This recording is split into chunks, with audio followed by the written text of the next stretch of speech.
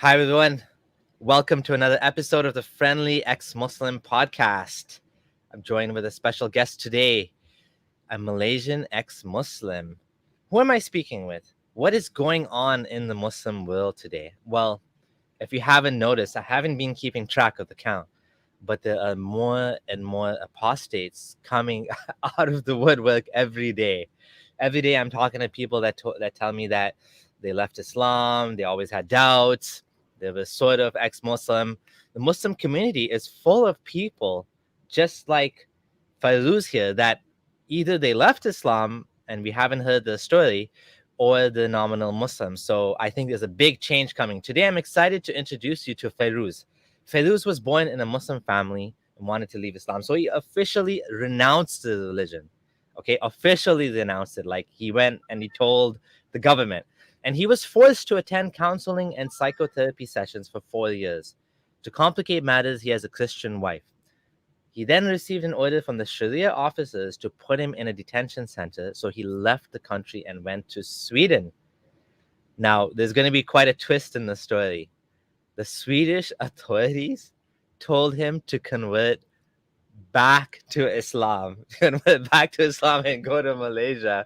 So it's quite a wild story. I know I've heard of, I interviewed another fellow by the name of Muhammad, Skeptic Muhammad, and he's in Sweden too, and he was also seeking asylum, and he had a difficult time with the asylum authorities as well. So I have heard like it can be tough, with the, they don't want to be Islamophobic or whatever. So how is it in Sweden right now? It's kind of cold, right? Oh, it's in Sweden. It's right now. It's minus 3. It's very cold, super cold, very dark. Yeah. Uh, Getting used to it because you're coming from a like how is it in Malaysia right now? Would it be warm right now? Malaysia is Like, perfect. It's heaven. yeah, You see, it's you see, perfect. Malaysia. If you ask me, if I compare to Sweden and Malaysia, definitely I'll choose Malaysia. If there is no Sharia, I will go back to Malaysia. So let's start with your tell us about yourself. How are you doing today? Oh, I'm okay. Not bad. Yeah. 50-50. I won't say I'm great. I'm good. I won't say that. Yeah. So I'm okay. So Surviving. this was important to you when we Hmm. talked on Twitter, Yes. and you told me Hmm. why you want to do this. Do you want to tell everyone like why is it you want to do this? What is your motivation? Yes, you see, the main reason why, you see, I've been, how to say that, the reason why I came to online is to show to the world what is happening in Malaysia. You see, Malaysia has been a cosmetic country whereby the authorities are not telling the truth, they're hiding it. People like me, like a posted, okay? I've been prosecuted, I've been given a lot of mental torture, I've been harassed, and then no one is know outside there. For example, I come to Sweden, I seek asylum in Sweden. People don't know Malaysia is having a dual system as well. Malaysia have a dual parallel system working together, for example, like Sharia and Mm, civil. So my mm, main reason is to tell to the world, yes, Malaysia Sharia system is prosecuting apostates. No more sensitive, because if you ask this matter in Malaysia, they will say, shh, keep quiet. It's a sensitive issue. This is what you get each time from mm, the people outside. The mm, majority people. Whenever you mhm. say, I want to, you want to do something about apostasy, they will say, sensitive issue, do not talk. So I think this is the best platform for me to talk. Absolutely, absolutely. Yeah, we Yes. we definitely want to go against what they want, which is they don't want us to talk. We want to talk. We want people to know what's going on.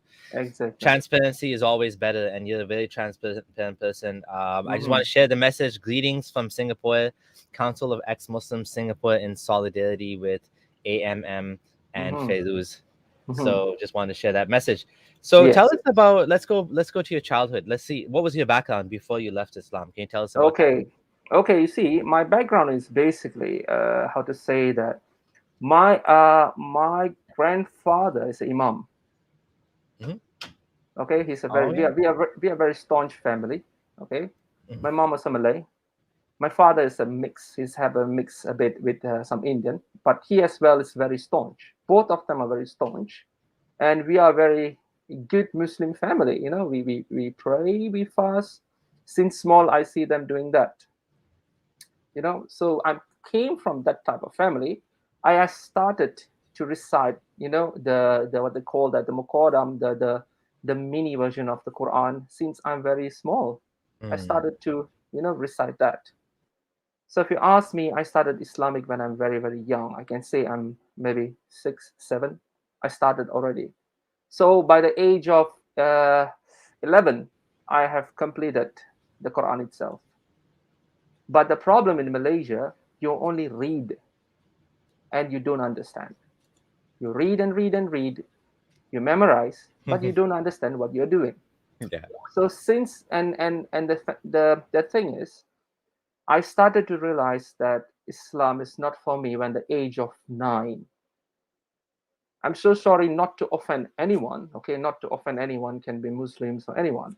With the age of 7, I'm so sorry, I stepped a Quran. I'm so sorry to say this. I spit it as well. I know it's wrong, to mock another religion or belief, but I'm small kid, even right now I don't know why I'm doing that. I've done that before. So Were you upset about, like, what caused you to do that? Like, what was were you angry at something? Were you felt like limited? What was the issue? okay, the reason is force. Everyone is forcing me, okay, you need to be Islam. Oh, okay. For example, like parents, oh, you need to pray, you go. For example, you are doing something that you wanted to do, and they say, that's it, go and do. So it's become more law, compared to something else. Like, for example, maybe you are coloring when you're small, and suddenly your parents say, that's it, stop, go and do the namaz, go and do the salat, whatever. You feel the frustration. That is one. Secondly, when you go for recite a Quran or whatever, you need to go take some time, and you don't know what you're doing, you don't Hmm. understand. It's just Hmm. because someone is doing, and your Hmm. parents is telling, please do it, so you're following, you become a follow Muslims. I Since see. small I see. Yeah. I have this feeling in me, why Hmm. am I doing this? Okay. I see. I see. Okay. So yeah, continue. What happened then? So you were young, and you left Islam. You told me as a kid. Yes, for How did that example, happen? Yeah. okay, you say in Islam everything is about iman, right? Iman, everything is about inner. I don't have that already. I read. I pretend to my parents. I pretend to the school. I pretend to the ustad. I pretend to everyone. But inside me, that's it. No one. I'm considered like I'm already like started to become atheist.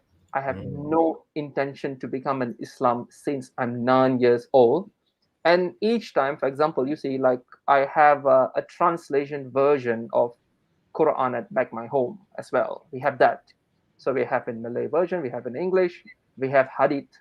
When I read hadith, I don't know what to say. All these things started to, like question me back. Mm. What are you doing? Who is this person? Or what is this religion all about? You started to question by my since I'm 9 years old. I'm Mhm. graduated in biotechnology. Oh yeah. So yes, so I'm more on science person. If you see me, like I'm more on science. And when I think about like what I have recited and everything, I really feel that it does not make sense. So basically, if you ask me why in the very early age when I'm a child, I started to take that decision. I have no idea at all until now. But I think that is the at the trigger point Mhm. that I'm here right now. Wow. So you were into science, and you were seeing the hadith. So I guess most Muslims don't read hadith, right? How were you No, exposed to hadith? Did you read on your own? Was someone teaching you in the mosque or something? Where did that clash happen? you see, I told you like my grandfather was a imam. Oh So yes, he yes. yes, so he have a collection of books of Sunnah, Hadith, and Quran. And you have others books as well, like apologetics books and some other things. But the Hadith was something that is looks very interesting. The cover looks very interesting for me that time. And then it's written that it's Hadith.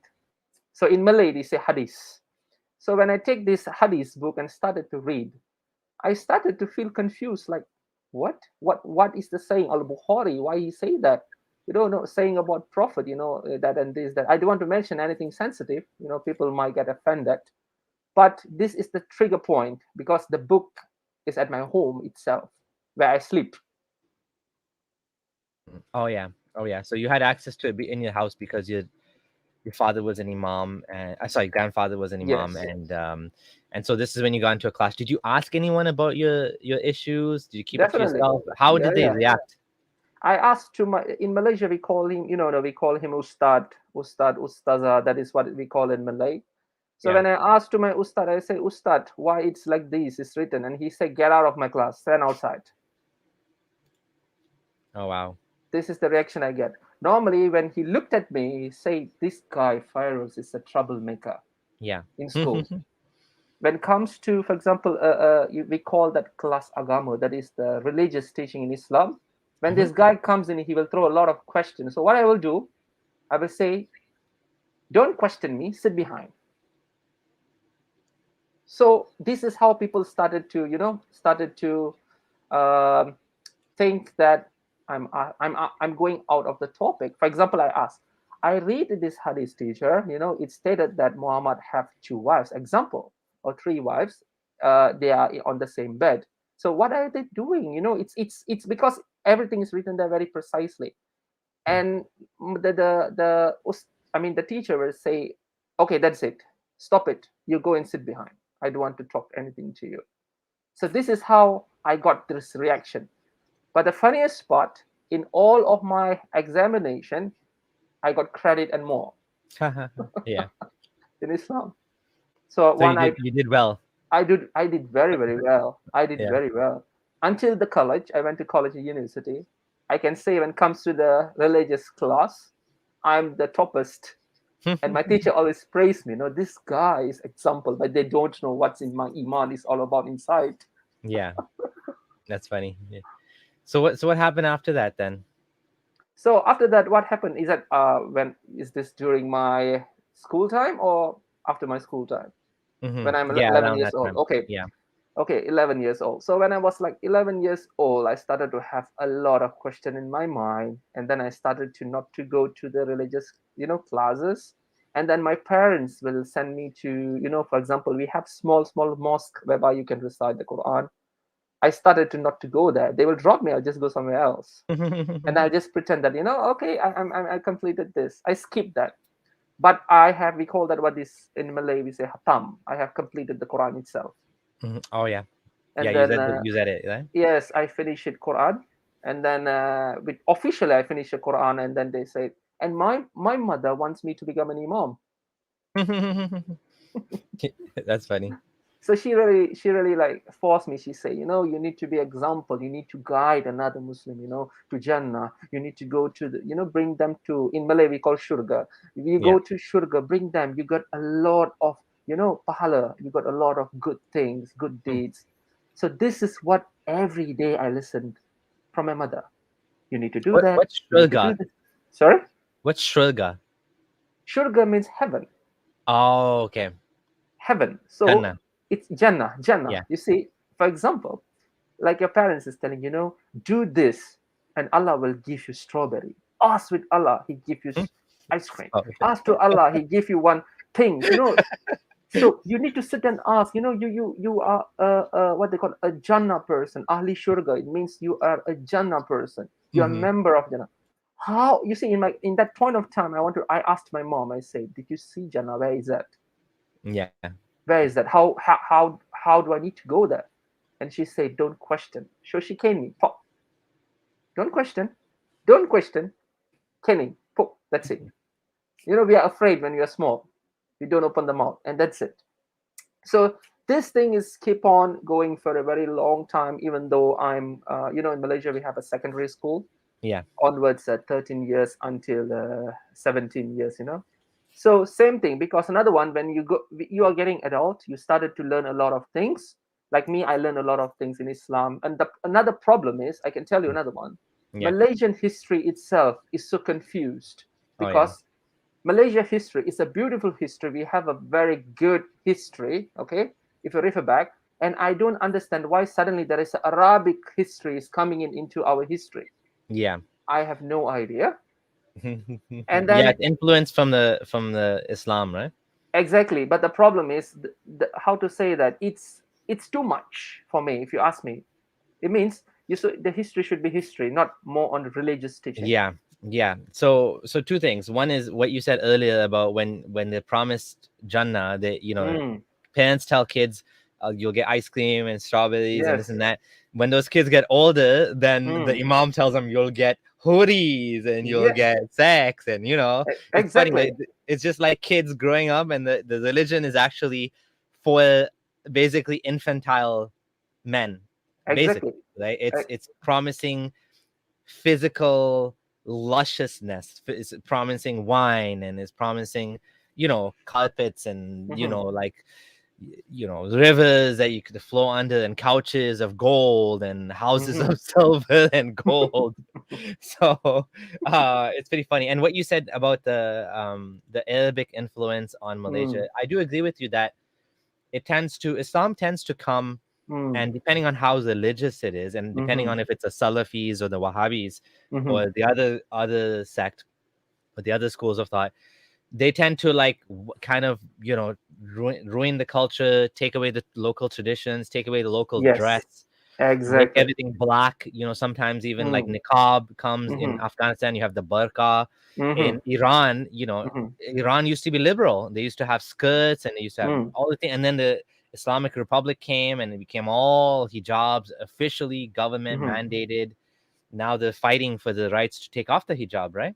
mm. I So tell you, when I think of yes. Malaysia, I don't think Mhm. of like Iran, but is it like that in all of Malaysia? Some of Malaysia, parts of it? Like how is it? How is this like thing happening in Malaysia? And You go ahead. see, Sorry. you see, if you take back the history, I don't know how many people know that. I'm a part of research as well. I research a lot of things, including Hmm. history. Yeah. Malaysia itself, the initial government is from Vijaya Atungan Varman. He is the one who initiated everything. This is in the few years back, year of 80 or BC something. So they were Hindu. The Malays was Hindu, and Hmm. then they became Buddhist, Hmm. and then there is a Islamization from Arabs, from the trades, Yeah. and then most of them converted. The Yeah. Sultan, we have Sultan. We have 14 states in Malaysia, Hmm. except for Sabah Sarawak. We have a very another beautiful land, another site, Hmm. and we don't have kings there, but we have kings in the main peninsula. We have what they call that Sultan each states. So this each state started to adapt Islamic religion in their lives. So if you see the history, they will say that Paramiswara have converted. Okay, the Paramiswara have converted. So from that, the history started become a Muslim. So I before see. that, yes, Yeah. before that, the It's always history political, isn't it? exactly. Before that, it was a Hindu Buddhist government was ruling Malaysia. If you check the history from Kataha is Kedah. It's a state they call Kataha in Hmm. Sanskrit. In the northern part, that is the initial of Malaysian government. They call that Kerajaan Lama. Kedah. It means it's a very old government. That Okay. was a Hindu Buddhist, and then comes to Malacca, another state, and then it became Muslimization. It started to Hmm. people started to accept and Yeah. interfaith. Islamization. Yes, Islamization, and Yeah. then the kings and the sultans become Islam, and then the Muslim. culture, the beautiful culture started to reduced.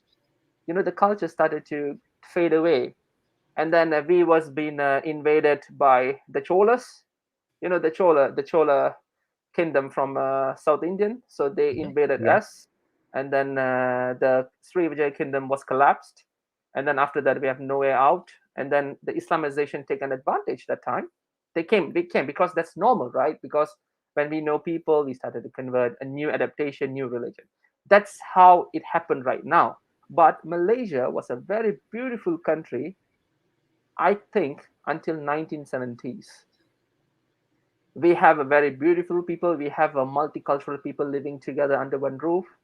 We have Chinese, we have Indians, we have Malays, we have Sarawakian, we have Sabah, we have Punjabis, we have multiracial races, beautiful people, beautiful culture. Look right now where it's going. Islamization. And I think the reason for that is, maybe you can disagree or agree. Tell me. I feel Hmm. like Hinduism and Buddhism can be more tolerant. Let's put it like that. I don't want to say it is more tolerant, but it can Mhm. be more tolerant, Mhm. can be more pluralistic, can be more forgiving and more accepting of different things. Would you agree with that? Whereas Islam is, it can be way more rigid. Don't allow, women to show their beauty. Mhm. Some many schools of thought consider music to be haram.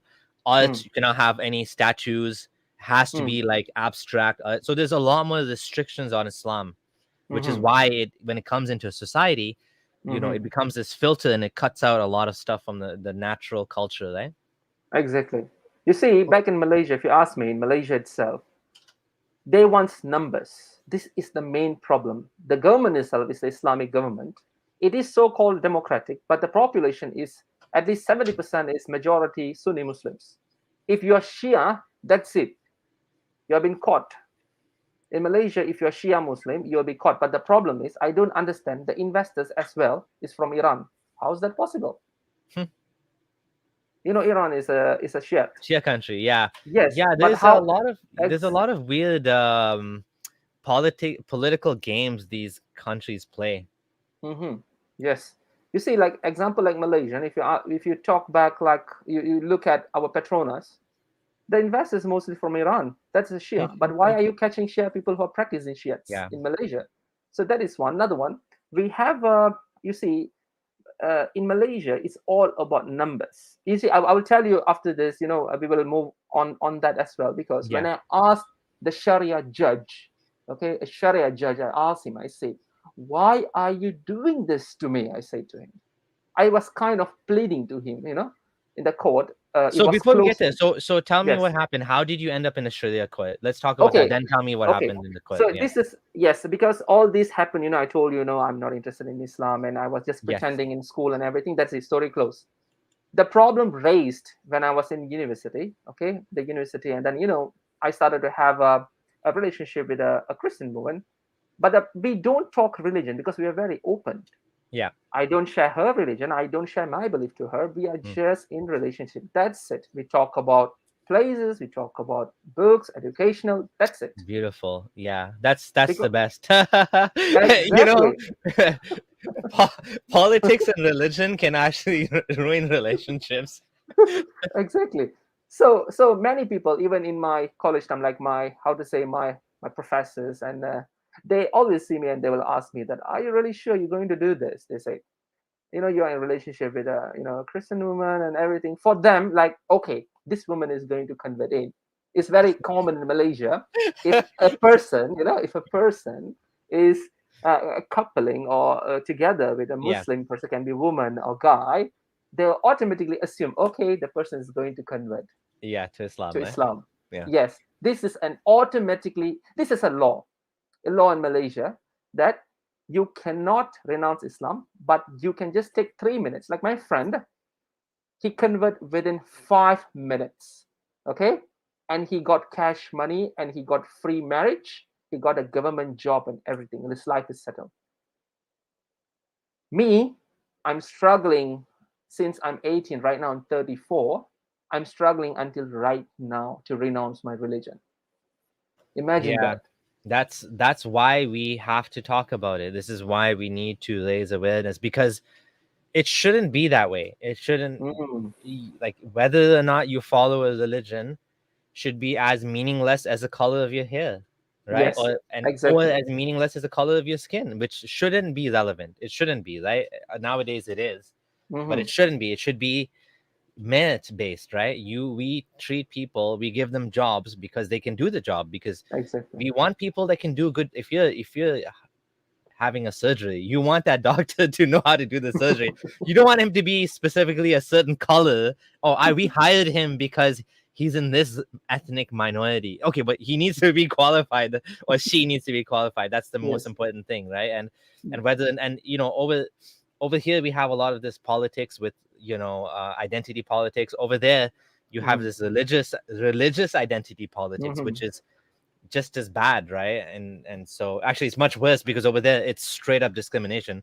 Over here, Mm-hmm. at least, is trying to address discrimination by doing this, even though they're like basically doing reverse discrimination. Mm-hmm. But yeah, it's basically it's religious faith based bigotry against non-Muslims and Mm-hmm. ex-Muslims in particular.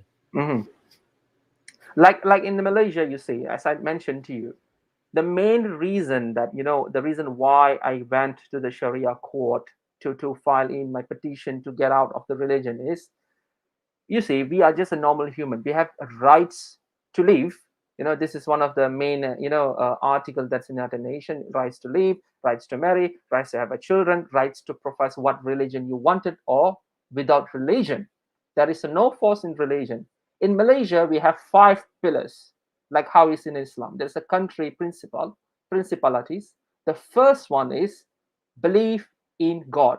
In Malay, they say kepercayaan kepada Tuhan. It means you need to believe in God if you are a Malaysian. It's a compulsory. You cannot be an atheist for that. What if you were a deist? You believed in God, but you Hmm. didn't believe in Islam or Christianity or any religion. Would that be No, okay? no, No, no, that has no, to be no, no, Muslim, no, no. basically, or Christian. If for example, if you are born as, this is the category, okay? If you're born as Malay, it means your parents are Malay, or either ones are Malay. You are born as Malay Islam. There is no Malay Christian. There is no Malay, Malay Buddhist. Nothing. Mhm. Only Malay Islam. And we have other categories, for example, like Chinese Muslims, Indians Muslims, Singhs Muslims, all that in same category. But the problem is the people who get converted, the mualafs who get converted, they can exit out of the religion, but their children cannot do that. Oh, For example, if my father converted, for example, if my father is an Indian, example, he yes. converted to Muslim, okay, and I born as a Islam, and my mom was a Malay, so I will follow Islam, and my mom is Malay, and my father can convert out to his initial religion, that is Hinduism, and I will be stuck in this Islam. That is the law. Oh, interesting. So once you convert, your family and your descendants are stuck Exactly. in Islam Yes. forever. Yes, that's why in Malaysia you can see how many hundreds of people right now they're suffering. I can just say that the case keep on going even though they are 60 years, 70 years. The case keep on going and going. It's not stopping. And I feel that this is what I need to expose, and the world need to know that Malaysia is a part of a country that persecutes, all Mhm. this minority. I will include the posted Malays like me, like maybe same similar like me, and other people who are going out of the religion. And we have another category of minority, that is non-Muslims. That is like, for example, like Indians or some other races. That is different topic. Mm. I won't touch that because people know about non-Muslim much more very detailed. Mhm. But I'm going to highlight about this apostate because I think this is the most important that people need to know. Because in Malaysia, according to Article 11, freedom of religion is guaranteed for everyone. This is the federal law. Okay, so it does not say that it's only applicable for uh, a Malay or it's applicable for Chinese or Indians. No, it's for everyone. Mhm. And the problem is, each states come with their own rulings stating that the Muslim, that the Malay or others Muslim who are in Islam cannot renounce Islam. You're born as a Islam, you die as a Islam, even Born though as a you like Muslim. it or not. Yes, Yeah. and yes, sorry, yes, please. Yeah, I was gonna say, yeah. I just want to say thank you to Al Jazairi one for the $5 donation. He had a question about the mask, or he was discussing the mask. Why do you wear a mask? Okay, you see, the problem is, I have a family. I have a family. I have a kid. I have my wife. So if I expose my face, people know my face. Even the Malaysian government, they know my Mhm. face. People know Yeah. my face. Even I'm right now in Sweden, the embassy know my face. It's not safe for me. I'm so sorry. I wish to open this, but for you guys to save you all, like for us in Malaysia, I have to wear this for a while. Yeah. Let these things to resolve first, and then I will remove this out. I don't wish to wear this. I don't like to wear this. I Yeah. have no choice. I have one more comment to hello, my fellow Malay ex-Muslim. I am Bumin Putera, just like him. Yeah, That's why I'm in Masala. yes. What is Bhumiputra, Bumin just like Tera? Is that what does that mean? Bhumiputra means the son of a soil. It means the land belong to us. It Son of means Malaysia is initially belongs. That's a wrong term actually. okay, Malaysia. This is for everyone. Let me clarify this. Okay, let it yeah, go line. okay, Malaysia belongs to orang-orang asli. That's it. Story short. That is the origins of Malaysia. The land belongs to them. Not belongs to Malay. Not belongs to Chinese, Indians. Nothing doing. mm-hmm. We came, according to history, we came from Indonesia. We came from Thailand. We came from India. The initial people is Bumiputra, supposed to be the Okay, I see. aborigines. So Okay, I because of see. the Malay population is higher, so the Malays right now become a Bumiputra. It means they became the Mm. son of the soil. They have the rights on the Oh, land. okay, I if see. you if you are an Indian example or Chinese, you don't have the rights on the land. Yes, you can buy a land, but Mhm. you cannot say the land belongs to you. The countries Oh, belongs to the Malay. interesting. Malaysia is a very, sorry to say, Malaysia is a very racist country. If you Google it, Yeah. very racist. I'm so sorry, very racist. Like me as a Malay, I can say Malaysian is freaking racist. Yeah, I guess. Well, and I mean, we have issues here in Canada too, where we have this problem with the treatment of the Aboriginals, and we're trying to fix that. And there was residential schools Mm, and a lot of abuse that happened to the Aboriginal Canadians. mhm, But for like when you come to Canada today, mhm. you are just as Canadian as anyone else. Like you have you're exactly the same in every way. You can vote, you can buy land, you can own Ah, land, you can buy businesses. There's no second class citizen if you're oh, like an okay. immigrant, right? If you become a citizen, you're a citizen. That's it, right? Okay. In Malaysia, Yeah. no, it does not work that way. In Malaysia, Oh. yes, no, we are, how to say that, the Malay are always the first class citizens. The Mm-hmm. others, the others is the Chinese, Indians, Yep. and others, they became the second class citizens. So it means we will pay lesser. For example, we want to take a bank loan, we have more discount. We want to buy a house, we get more discount. We get easily to go to university. We get easily to go get a government job. Do We you get pay different taxes than No, we them, or don't have we don't have that. No, there's it no only taxes? only that thing they never implemented.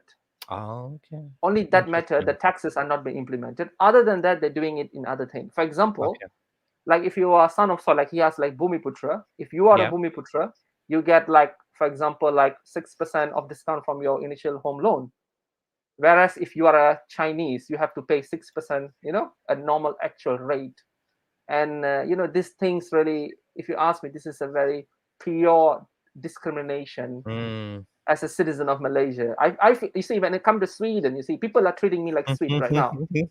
Yeah. This when I speak in Swedish a little bit, and Swedish people are very beautiful people. They're very nice people. They say, Yeah. "Oh, Yeah. they'll say this. Oh, du kan svensk. You can speak Swedish. Do welcome to Sverige." They say, Yeah. "Welcome to Sweden." Yeah. And this is how it's very nice to listen. They treat us equally. But when come to Malaysia, Yeah. they will say, I'm so sorry, like Malay, we will say, the Indians, they say, you are drunk, and the Chinese, they say, you're pig.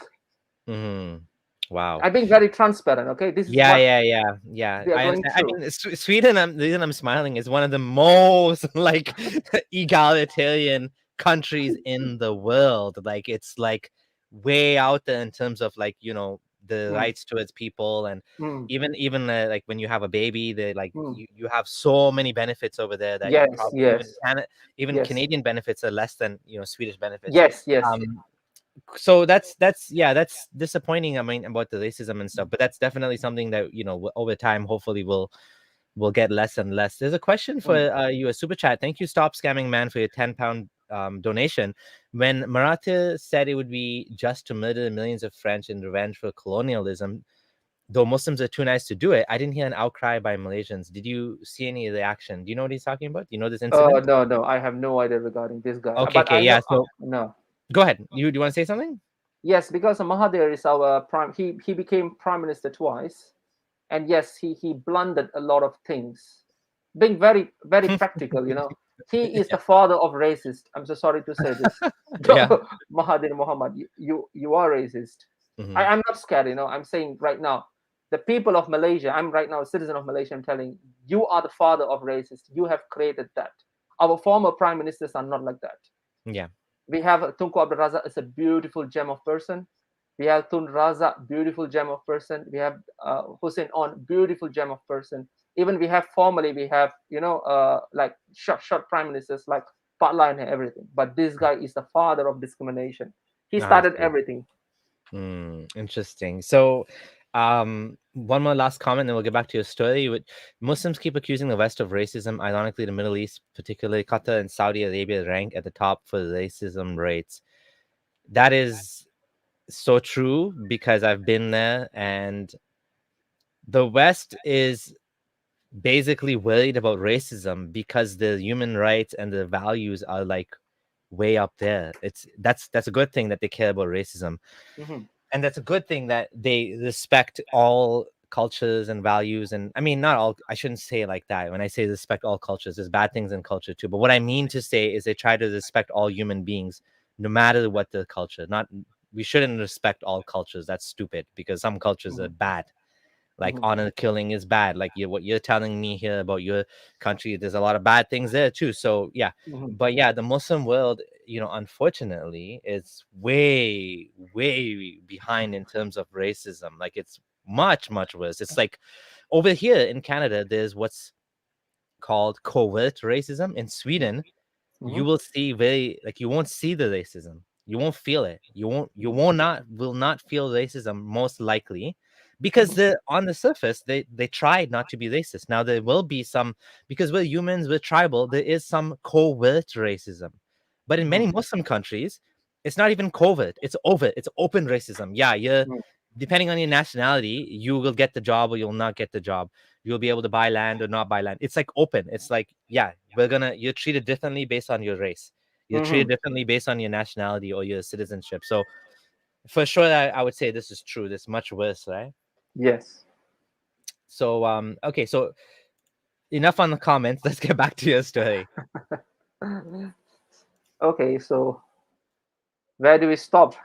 So we were talking So about Malaysia. We were talking about the racism there the yes. comment. So Yeah, and so then so yeah, that is all about a very brief and very detailed about this racism things are happening. Okay, back to my story. in Sweden. So yes, back to my story in not in Sweden, in Malaysia, when I started Mm, to in relationship with Sharia my courts. Sharia with my girlfriend.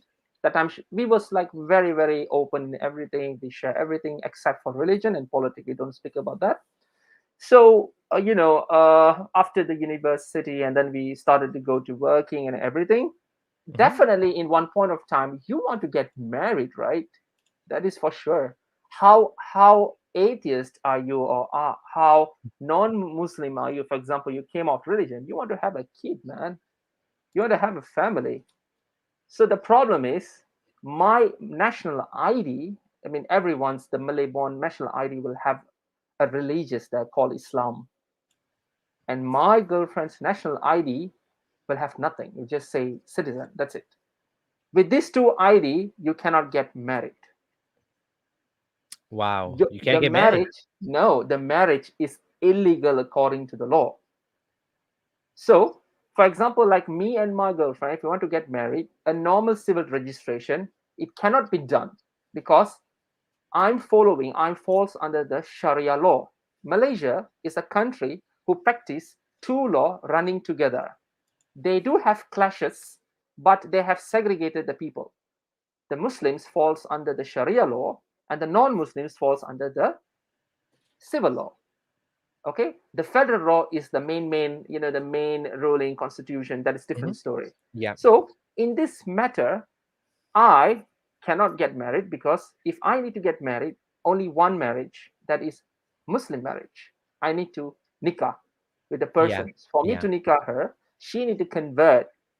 We are very free person. Although she's Christian, yeah, I'm a very free person. I have no my will to get to get converted, or I don't want Islam. I already dumped yeah, it for a long time. yeah. So what I did was I walking directly to the registration. We have a lot of registration department to states. I walk Mhm. in, bring my ID, Yeah. And I say that this is very funny. I told to the person, she's a Malay, she's wearing hijab. This is very sensitive. This is what they say, sensitive issue. I bring my ID card and I show to her. I say, she said, what do you want? Do you want to change? Do you have a problem with your chip? I say, no. The problem is me. She looked at me. She, what is happening? I said, the problem is I don't want to be in Islam. I Yeah. said in Malay, I said, I don't want to be in Islam. She looked at me like zombie. She there is a sound from her. Huh? You want to go out of the religion? She said. I said, yes, I don't want to be in Islam. I want to change this. What is the procedure? Can you help me to change this? Is there any form that I need to fill up? She said, can you wait here for a moment? I need to talk to my boss. Oh my God. And I started to feel that, okay, who's the boss will be? And she went inside. She came back after 15 minutes and she said that my boss is calling you inside. And I said, why is that so? You can just talk to me right now. Why I need to go inside? They say, no, this is very sensitive issue. You cannot talk it loudly outside. Other people might hear this. You are offending an Islam. This is what she said. You are offending Islam. Mhm. You cannot talk like this. Can you please kindly go to the office? So I went to a small office. So there is a guy, a Malay Muslim guy, and then he said that, oh, he talked not in a very nice way. He said, oh, I'm so sorry, sir, you can't do that because you falls under the Sharia law, and we can't do anything about that unless you get a official paper from the Sharia court stating that they are permitting you to going out of the religion. I mean, renouncing Islam. And I say, how do I do that? They say, you need to file in a case. Like, what? You see, in Sweden, if you don't want to be an example, if you don't want to be a Christian, or you don't want to be whatever you want to, you just go to the tax office. Mhm. You just inform them, that's it, story closed, finish. Mhm. The same day, you're Yeah. done. And then and another one, Sweden does not endorse religion, as in a politic mainstreams. Yeah. So you can change the religion every day. Today I Yeah. become Muslim, tomorrow I become Hindu, I become Buddhist, I become Yeah. anything, or I become atheist. Yeah. So in Malaysia, it does not work that way, Mm. because you need to ask an approval from the Sharia court, that you are going out of the religion. Okay, so what I did was I asked with that person. I said, okay, can I get the address, please? And he said, you need to go to a state. I was living I worked in Kuala Lumpur, but I'm living in Selangor. Okay, Selangor is one of the state. So he said, you need to go to the Shalam. Shalam is the a capital of a small capital for the state. You say you need to go there and ask them, I don't know more information about going out of the religion, because people don't do it in Malaysia, they say. Mm. And I say, why is that so? You say, because this is very sensitive, and I really advise you to talk with a lawyer before going in. This is what he said. So when he Talk to a said that, lawyer. Oh yes, wow. talk to lawyer before going there. So what I did was I contacted few of the lawyers. Mhm. For example, my personal lawyer was, her name is Herlina. Herlina, she was from Kajang, another state, and then I get some help from her as well. And then I asked with some non-Muslims lawyers, and they, what they said. This is in 2009. They said this: Fairuz, get out of this country, migrate to Australia if you can. This is what they say to me. Yeah. Before I initiate anything, they say, migrate to Australia, get your life, don't waste your time. Mm. And that time I was young. I was 20. I was 22, and I was like, I just want to do it, man. I want to get out of this religion. I want to be an atheist, man.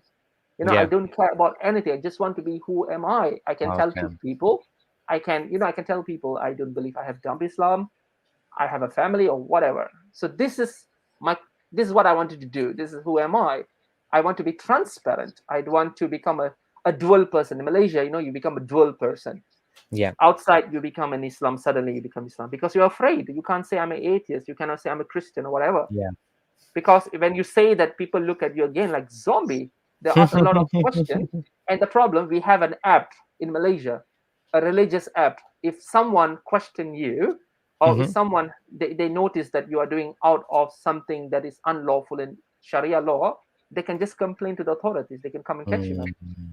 So we are always afraid. I'm afraid of the thing. So this lawyer said, I'm so sorry, I can't do anything, migrate, and they never say anything about asylum. I don't know anything about asylum. Oh, okay. I only know asylum when I'm in Sweden, you know. Yeah. I don't know anything about this. So I went to my lawyer, my first lawyer, Mhm. and then my first lawyer said that, this is a very crucial and difficult situation. And because you're born as a Malay Muslim, you cannot go out of you cannot go out of the religion. This is like a stamp in your body. And I said, I really need this to be done. I said, you charge me how much you wanted. And she really charged me how much she wanted. And she said, okay, I will help you, but we need to twist the story a bit. I say, how Okay. are you going to twist the story? She said, you have recited Quran, you have been with your grandfather was an imam and everything. If you say this to the Sharia court, they will say no. They will straight away send you to the rehabilitation center to give you counseling. And I say, what is the way? She asked me, is there anyone in your blood, for example, like can be your grandfather, grandmother, some other, like they are not a Muslim, like my father's side, like 2 3 generations before they was Hindu.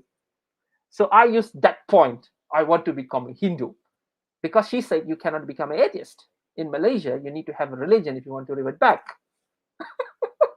So It's so from funny. Yeah. it's from Islam to Hindu, Hmm. Hindu to atheist. But the problem is the Malaysian concept is one thing. Before you recite any religion, you need to renounce first. That is the law. You need to renounce as a Islam first, and Oh, then you can as a accept Muslim. any. Yeah. Yes, but this is only for mualaf cases, not for born Islam like me, like Malay or Muslim. No. So the lawyer said, okay, we will do paperwork. I will get the papers for you. And then she said, because the initial paper you need to bring and inform the lawyer. I was scared to death. For the first time ever, I scared to death, because the lawyer says, just keep in mind, if they arrest you, you cooperate with them. This is what she said. If they arrest you, cooperate with them. Don't question anything. Follow whatever they say. This is what my lawyer told me. And I said, okay, fine, I will do it. I know the consequence is going to be bad, but I will try first. Let me try. We don't know, because we are fighting for justice. I mistaken that I thought that people like us will get justice in Malaysia. If I know this, I won't do this. I won't initiate this. So people in public outside, if you ask me like Malaysian, if they're Malaysian, they want to renounce religion, I will say don't do it. This is my advice, because I have done that, and this is very risky. Because once you initiate initiate a process of renouncing, the police behind of you, private investigator behind of you, the court behind of you, religious authority behind of you, and then you have a lot of Muslims organizations that's they will hunt you, they will look you, they will try to drag you in the problem. So I went to the Sharia court, and then I say to the registrar, I say that I wanted to renounce Islam. And she said immediately, she said, wait at the office. No number, nothing. Wait at the office. So they bring me to the office. In the court itself, you have a lot of multiple offices. They bring me and they say, what is the reason you want to go out for the religion? Hmm. And my lawyer already told me, she said that don't say that you have a Muslim background, just say you have a more Hindu background or whatever. So I Hmm. say, I'm from a Hindu background, I go to temple. It's a lie, but this is a way of doing it.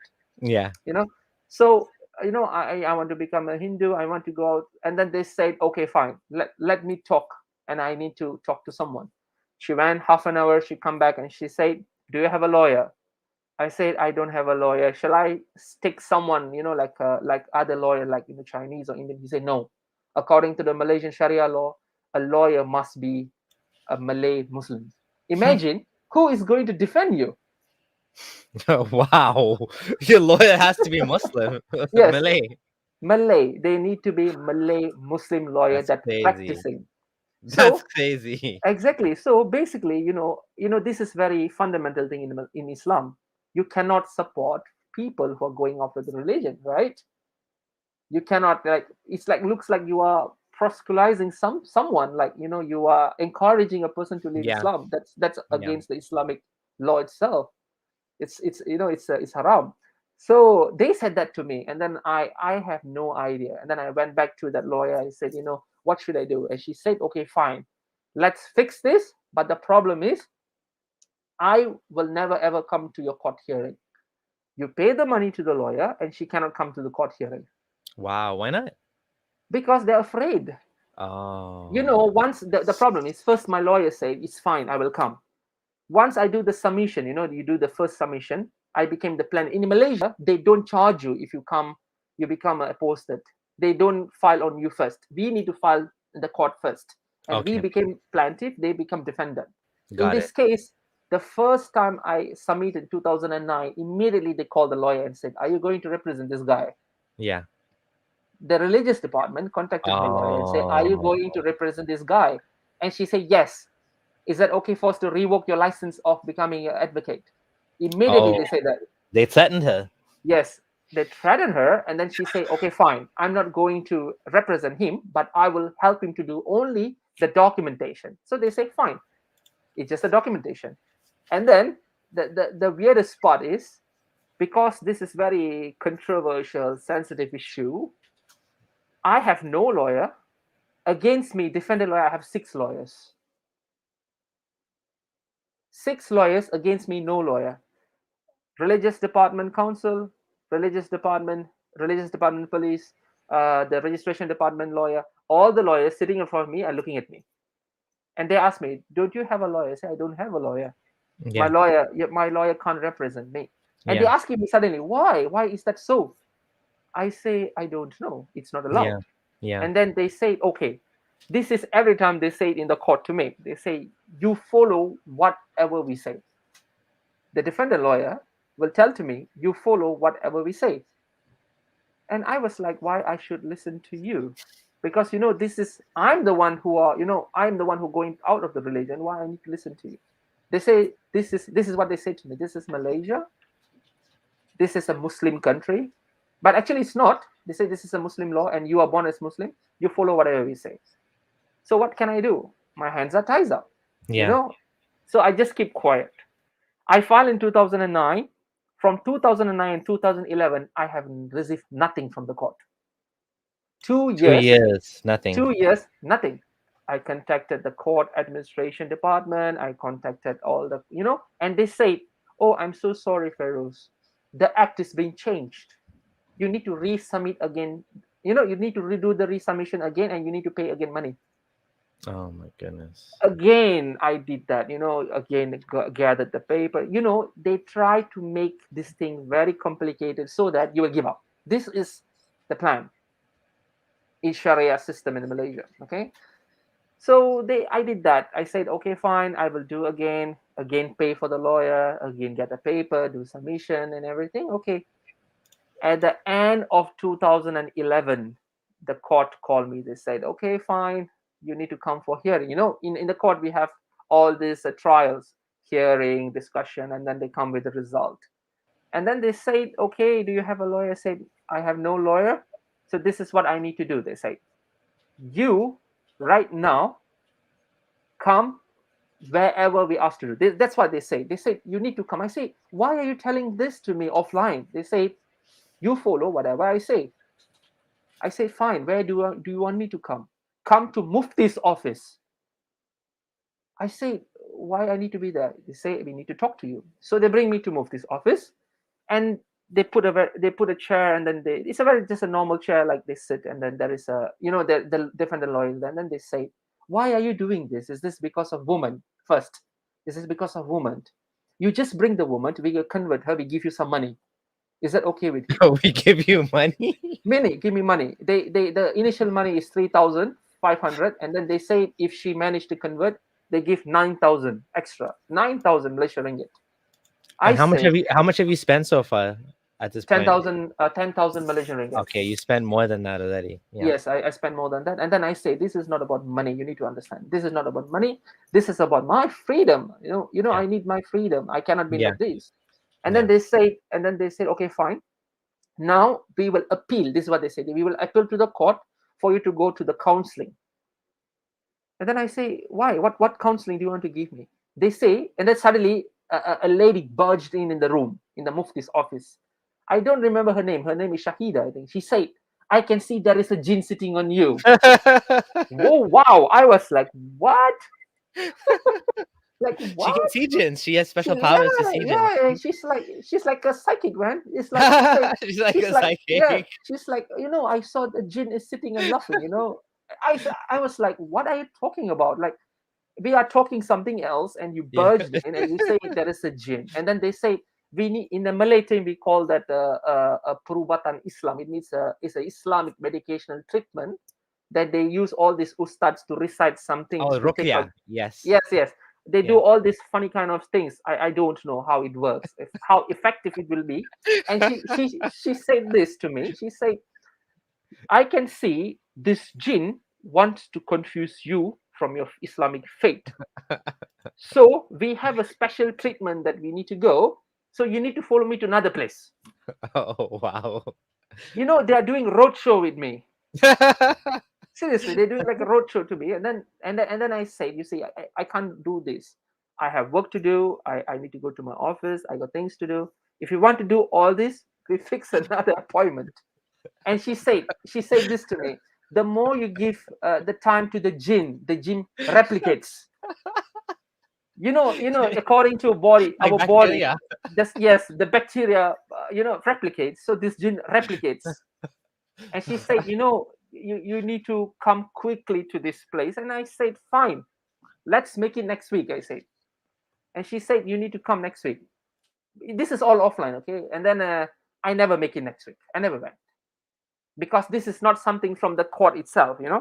The court does not say that I need to do this. This is a So Mufti's office. this is Mufti's office. And So then Mufti's office is full of jinns, apparently. I think so, man. Just saying. I think Just so. The saying. living jinns. But do you So know in you would Malay? think Mufti's office is blessed place, lots of barakah, lots of angels. No. No, There's jinns in there. seriously, I've been there. You see, I've been there.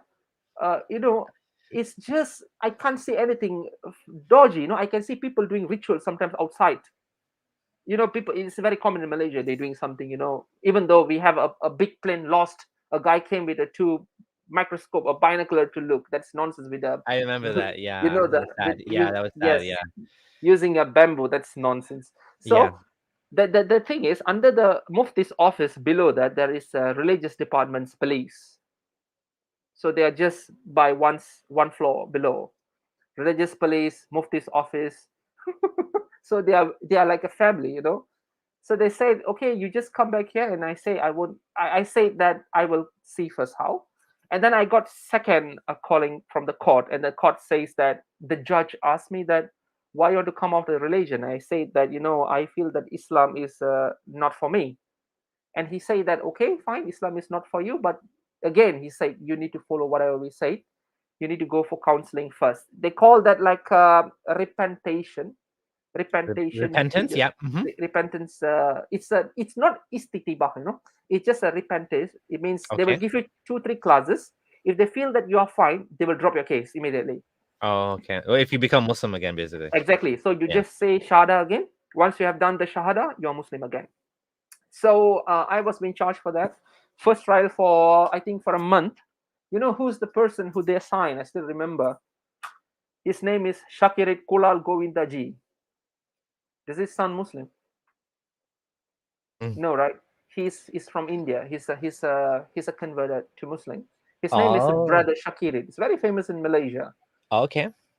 So they assigned him to me, and then the process started.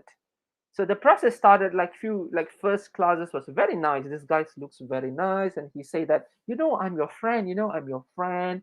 You can call me anytime you wanted. You can even visit my house. I say, why I need to visit your house?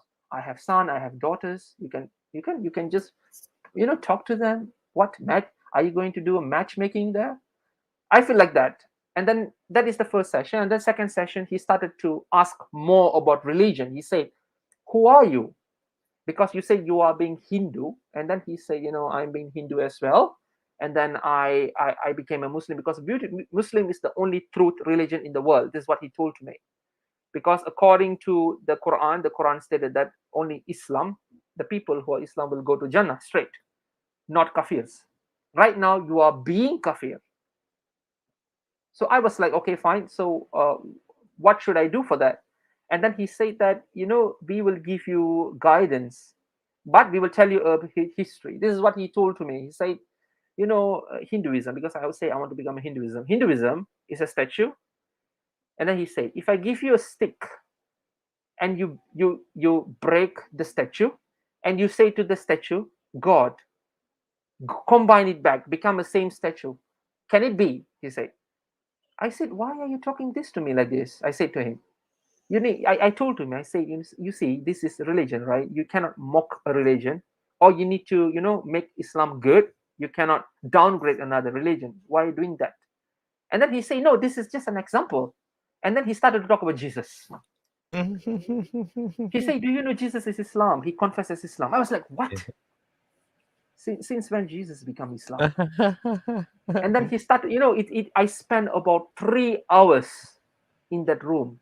3 hours. But before you go to that room, there will be a police guard. You need to give your ID card first. They will check whether you are the person, and then you need to surrender, your things. If you have like, car key or a bike key, you need to surrender to them safely. And you need to sign a book. In the book, you can see how many people. I tell you, in the whole book is full page. Everyone is coming there every time. So this guy is sitting there, and then, as I told you, the counseling started. This is the second class. And then he said, fine, this is what it happened. This is how Islam is a very beautiful religion. Islam is what you need to follow, because it promises what they say, 40 women in Jannah. I was like, okay, again, you're talking about women again to me. And then he said, if you want a girl, we can arrange for you. This is what shocked me. I said, I don't get you. What do you mean? He said, if you are becoming apostate, if this is because of woman, we can give you a woman. We have a lot of programs that we can recommend. We give you woman. We give you money. How much you need? I said, I don't need the money. You just tell me a figure, 50,000 Malaysian ringgit. I said, no, I'm not going to take any money from you. And then he said, do you need a further education? Like, in government sectors, I can give you if you want. I said, I don't want. You can you see that he's just a normal person, a preacher, who have all this authority, okay, to change a person's life. So it means you accept Islam, I will give you money. So these things will keep on going. Yeah, it's just to point out one thing quickly. Yes. It just goes to show you, like, your certainty here, like how confident you are that you are doing the right thing, that none of these things is convincing you, and you're actually doing this for a noble reason, and all you want is your freedom, right? Like exactly. Fedid is saying here, all this just to renounce Islam legally in Malaysia. I wonder if we can encourage more people to leave Islam and start taking the money. Eventually they'll run out of money. Yes, the problem is how to say in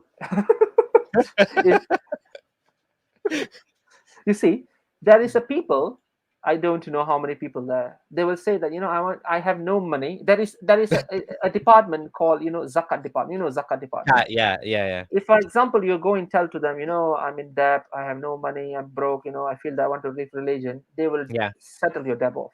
Oh yeah, they do that. There is a people do that. Oh yeah. My few friends do that, and suddenly Do you have to say I want to leave Islam, or you just say I have debt? Yes. You need to say that. You can't just say I have debt and no. You can't say that. You can't say, you just say that, I have a debt. Can you help me? They say no, get out. You need to say, you need to show to them, I want to, I my faith is being shaken. I don't want to become an Islam. So this is like my experience of calling the phone companies. Listen, I'm gonna leave the company now if you don't give me a better deal. Okay, we'll give you 20% off. Exactly. For how long? For 1 year? No, not good enough. I'm really mad. I'm gonna change companies. Okay, we'll give you 20% off forever. Okay, I'll keep. Exactly. It looks like that customer service, whenever you're not satisfied, you ask for more. So people, I think people are misusing it, as definitely. But the catch is just go and say, I want to come out of religion, but prepared for the consequences as well. Yeah, it could be bad, right? it can be bad. It's not all the person are the same, and your Yeah. luck, your time, and everything. Yeah. So, and then they say that this guy looks very tough. For the next class, there will be they invite a toughest guy. Toughest is, Hafiz. Yeah, Hafiz. Yeah. yes, toughest. So the strange is, I went again, another week I went again. So this time is very, very tough. This guy was wearing a T-shirt stating the Association of Zakir Naik. Oh, Peace TV. I think so. So Yeah. so that's very weird. And this guy looks. First he was, he started. He give me a nice frown look, and then he say, "Okay, you want to go out of Islam?" I say, "Yeah." And then he said this to me. He say, "You bloody filthy pig." They say to me, "You bloody Mhm. filthy pig. Who dare you go out of this religion in my country?" He said this to me. Mhm. And I just look at him because I'm afraid. Because Yeah. I'm afraid. So the guy was that side, the counselor is that side, and then he started to become violent. He started to kick at my chair, so I fell. And then this guy say, "Okay, don't fight, guys, don't fight. We talk in a nicer way." But he had kicked me. Secondly, after I wake up, and then he said, he pulled me, he dragged me. He said, "Pray, bow down." And I tell to the counselor, I say, "Why he's forcing me?" He said, "Follow. You have to follow." He said. So I have to do the sujood. So I do the sujood. He slapped me palm from the back, and then he say this to me. You say, "You as a Islam, your ID is as Islam. You're born Islam. You have to follow whatever we say. If you refuse to follow whatever we say, I will come." This is very funny. "I will come to your house. I will check everything, and I will bring to my house." Why you want to bring me to your house? You can see how to say that this is what they do. If they feel that you are not an Islam, they can do whatever they want to. You are very vulnerable Yeah. because the law is favoring them. The Yeah. Islamic law is favoring them. And the problem is, if I go to the civil law or federal law and say people are doing this to me, definitely they will check at my ID and I fall under Sharia. They will say, "Go back to the Sharia law." They Mm. kick me out. This is basically the fascist system is enabling religious abuse. Yes. Yeah. So I don't know how many people have experienced this, but this is what been happened. So in my same session, another session was a girl. Until now, I don't know what happened to her. She's like unreachable. We have missing, and then there is like a friend mine. She commits suicide. She commits suicide. This is true. She She cannot committed take it. suicide. She commits Oh, suicide yeah. because of the pressure from the Sharia law not to, she cannot become a non-Muslim. So she just drink poison and die just because of religion. Certain went for like a deep trauma. So all these are happening in Malaysia, and then come back to my story, and then they said, "Okay, fine. This session need to be very detailed. After this, they say, Fairuz, you listen to me. You need to follow whatever we say, and please do not tell this outside." So they started off by being nice, offering you money and Yes, women yes, yes. as and then when you didn't agree with that, then basically They use as black, force. yeah, so black is like Black Angel was saying, they put like money and women at the same level, like potato, like Mm. giving you a potato or something, like that's how they're treating women. And then if you didn't accept that, then the next thing is abuse, violence, Yes, yes, intimidation, and this is like basically state mm. sanctioned violence. The Yes. State government is sanction allowing exactly. you, yeah. And And another, then yeah, go ahead, yeah, go ahead, so good, yeah. another one, because they threatened me that they say, you see, each state have different type of law for apostate. They can even transfer me to another state that is have a prison sentence for apostate. How many people know that a Oh, prison different sentence? state. Oh, Yes. what If you state refer, were you in? I was from, for example, I'm from Selangor. Uh-huh. Selangor don't have a prison sentence for apostate, but they can do that, but even a very longer process. But the fastest is to Oh, transfer me to the Pahang, a state of Pahang. So that is the fastest they can put me in the rehabilitation center and transfer me to the jail. they'll just send you off. Yes, and more, it will be more worse if they put me another coast like Terengganu or Kelantan. That will be more hardcore because that is like majority Muslim. So they can transfer me there to put it in that sentence. So this is what they told me. They said, if you, this is what they told me. The last when I leaving the room, they say, whatever we did inside, keep it inside. If you say outside, we will bring you to another state. And you knew what that meant. And I know what he meant. Okay. So I have to zip my mouth completely because they know my address, they know where I'm working, they know everything about me because they are authority. They always say this proverb: authority hands are very long. They can reach us wherever we wanted as long we are in the country. So after that, you see the court. You see all this happens. I don't know whether the court aware or not, but I can 100% say the court will know it. But he's just coming out of religion. We will stop him whatever he wanted to do. And then this case was keep on going from 2011 until 2012. I was in the session again. 2012, they say it's not enough, your counseling is not enough, we're going to extend again until 2015. 2012 again to 2015, again mental torture, again reading Quran inside that. I tell you, it's really impacted me. Really impacted me mentally. Even right now, if you ask me, even right now, whenever I get any small rejection, I started to feel this problem. I feel like I'm being depressed. I can't breathe. I started to think back what's going to happen. Because the treatment they have given me, this is what is happening. In Malaysia, Islam is doing this, but who are there to listen? No one is there to listen. People don't know because it's been covered up. Yeah. I want to ask you about your parents. Were your Yes. parents involved at all? Did they know about this? Were they putting Yes. pressure? Were they putting pressure on you? Was pressure put on them? What happened to your parents? Yes. You see, I remember I told you that I was in college and everything. So they happened to find out that I became atheist. But they was in a different perspective. They thought that I'm becoming a Christian because I'm following a Christian girl. But actually, that's not true. So what happened? My father, my dad, and then some of the people, they whacked me in the public using some wood and metals. They took some motorbike helmets and then they whacked me in the middle of the road. And people came. They asked, like, why are you beating this guy? And then they said, this is a Islamic family relation problem. Don't involve. So Stay out of they it. in the public they beat me. Yeah. My father beat me in the public, stating that Oh. he say I'm infidel, so he beat me. And then I have to run away. I ran away, managed to run away, and then we started to go in hiding. In Malaysia, I was living as a hiding. So how is Oh. that? How is that, Liz? For example, all my official letter will go to my renting house, example, but I wouldn't be living there. I live another place. Oh, okay. This is to save myself, because we never know, anyone can arrest you. But I did ask my friend who are living there. The religious authority did come and visit. Is Yeah. that person is still there? They do that. They do Yeah. this to check whether this person are there. And then I have no relation with my parents when I was like 18. Yeah. 18 until now, I have no any relation with my parents. But many times my parents have contacted me, like my Facebooks, and then my WhatsApp, whatever. Mm-hmm. They will say only this thing to me: repent to Islam, repent to Islam, repent to Islam. Islam is the only God, repent to Islam. Mm-hmm. This is one.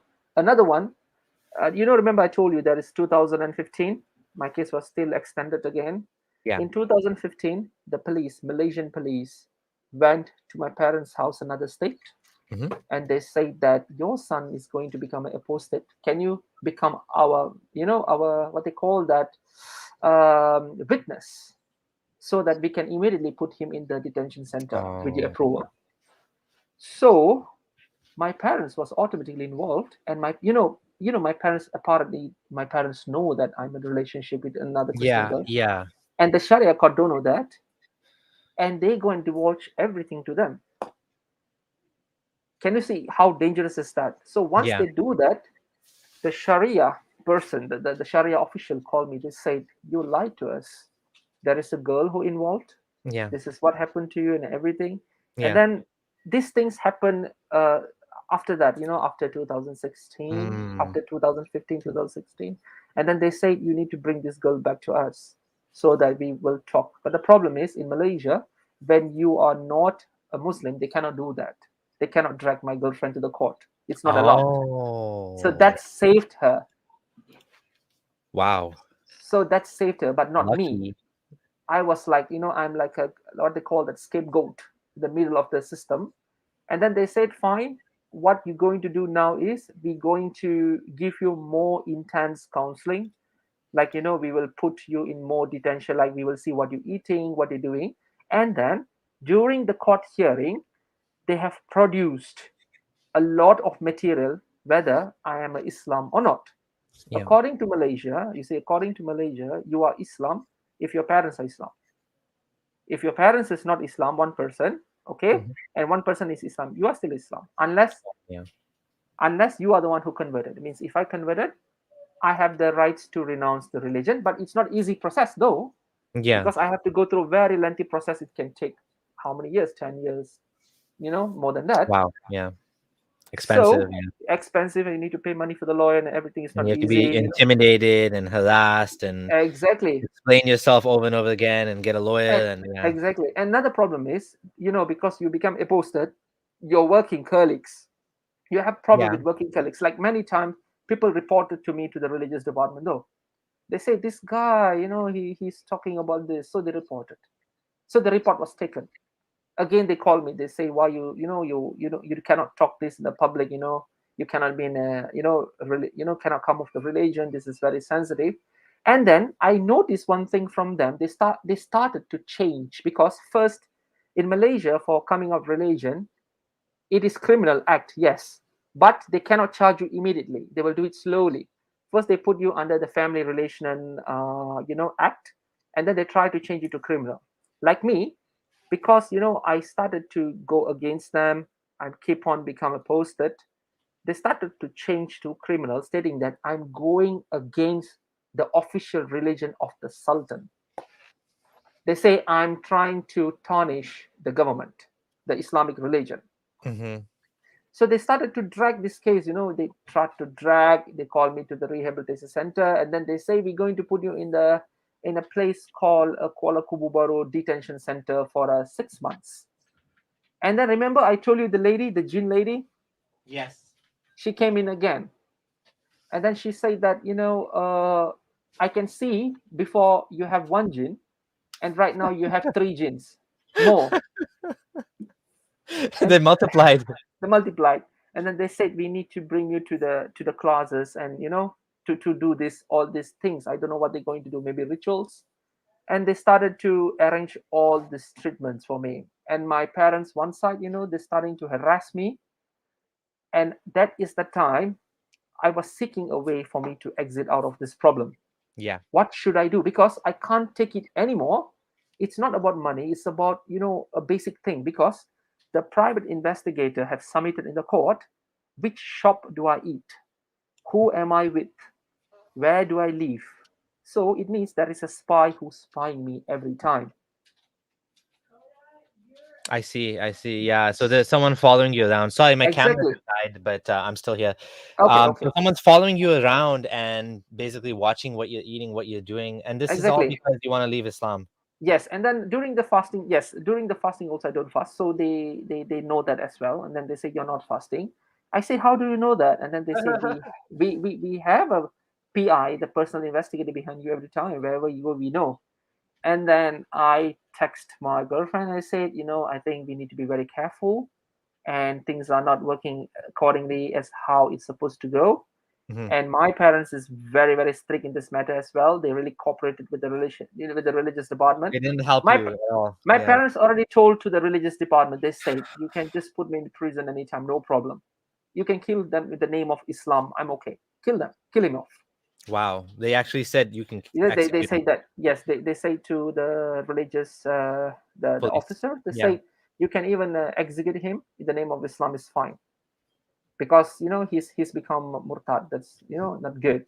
That's very that's heartbreaking. That's so sad that Oh, that's your very own sad. parents would say such a thing. I mean, we've all, we all need our parents in our lives. We need it's difficult because they, they play a certain role. And I was in a relationship with my parent. I mean, my mom's still alive, but my dad until he died, and I was in my 30s and I still talk to him. And You see, so it's just like, it's heartbreaking when you lose that connection all over a religion, right? All over you exactly, just just wanting because to of religion. be Yes, all because you just want to just follow your heart. And it's not like Yes, you have a choice, it's not like you have a choice. You just don't believe. You didn't choose to exactly. disbelieve. You can't believe if you don't believe. It's like someone tells you to believe in a flying spaghetti monster. How do I You can't believe that, you right? can't you can't believe it. You Mm. have to be you have to be convinced. And if you're not convinced, you're not convinced. That's simple, right? Exactly. So that's why even I told to my parents, I say that, before I'm splitting up, I say that this is who am I. Yeah. I cannot keep on become a fake. I become, how to say, fake Muslim. I become Yeah. a fake Muslim in front of people. At the Yeah. end of the day, it's going to cost me. It's my life. And then, the case was keep on drag.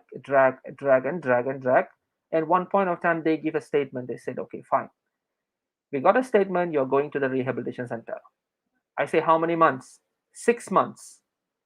And they say, you can't leave the state. I say, which state? They say, you don't leave any state because, you are in, because I'm from Selangor. So I need to go to the Selangor Rehabilitation Center. I cannot go to Negeri Sembilan Rehabilitation Center. It won't work. So they say, you need to be in Selangor. You cannot cross country. And then I say, fine. When is the time? December 2017. This is your time. You need to go inside. You know what I did? I just ran to the airport.